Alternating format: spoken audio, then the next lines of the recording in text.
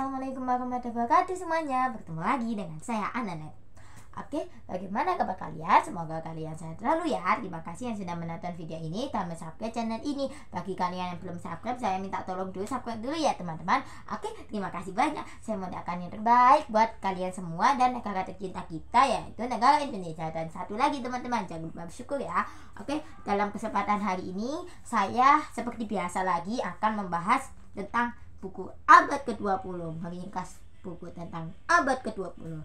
Dan hari ini saya akan membahas mengenai Amerika yang bergabung dengan sekutu, teman-teman. Ya, jadi Amerika itu bergabung dengan sekutu pada 6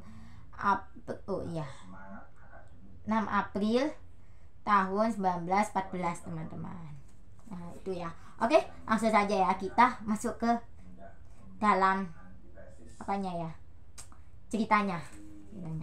Oke, Amerika bergabung dengan sekutu secara resmi pada 6 April tahun 1914. Lalu pada 26 Juni 4.000 tentara AS atau Amerika mendarat di Perancis, teman-teman.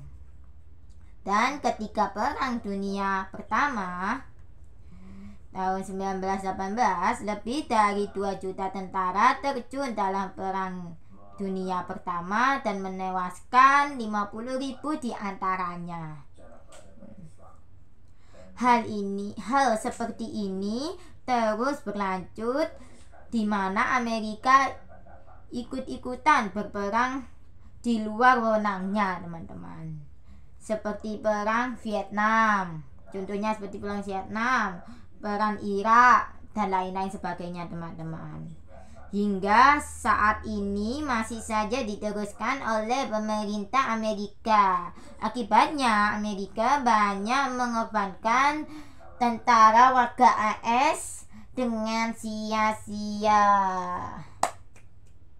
Ya, jadi gitu ya teman-teman. Jadi Amerika itu dulunya tuh tidak bergabung dengan sekutu, tapi akhirnya secara resmi Amerika bergabung dengan sekutu sekitar 6 April tahun 1914, teman-teman.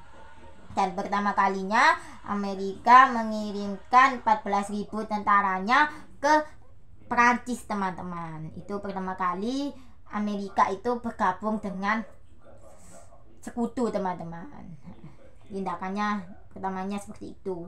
Nah, lalu saat Perang Dunia Pertama, teman-teman, tahun 1918, Amerika itu mengirimkan 2 juta tentaranya, teman-teman, dan tersisa 50.000 dari 2 juta itu, teman-teman, yang selamat dari Perang Dunia ke-1.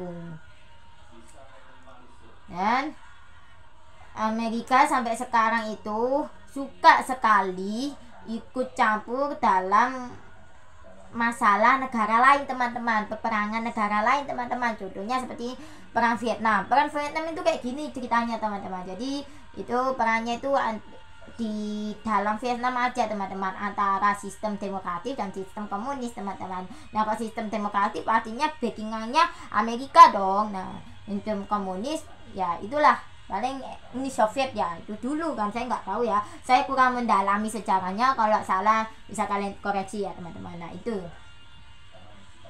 terus habis itu komunis, ya Vietnam komunis itu hampir menang, teman-teman. Nah, terus habis itu itu demokratis minta bantuan ke Amerika, teman-teman, dan Amerika itu menyerang Vietnam komunis, teman-teman. Vietnam Hongkong apa nggak tahu itu, aku dibilangin apa ya, Hongkong, Vietnam apa gitu. Kita panggil Vietnam